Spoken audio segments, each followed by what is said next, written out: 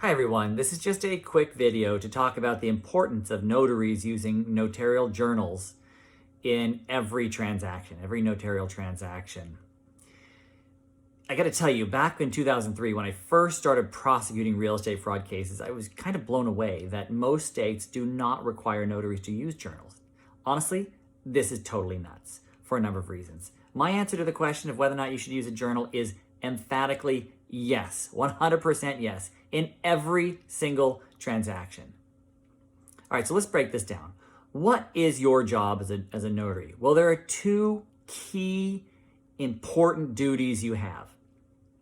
One, your job is to verify the identity of people signing important documents like deeds and powers of attorney and wills in many states.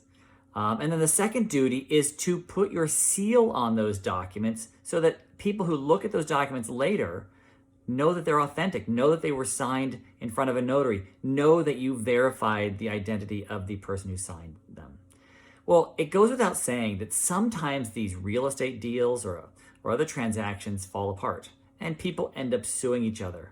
And unfortunately, if a notary was involved in the transaction, people usually assume the notary was complicit in the wrongdoing. In my experience, this is rarely true.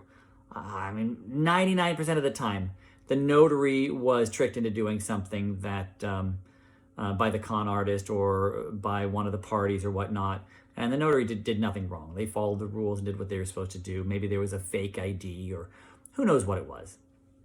All sorts of things could happen. But if people sue you because they assume you were involved, you have to prove your innocence. I mean, you may not know anything was wrong until 3 years later, a detective comes and knocks at your door.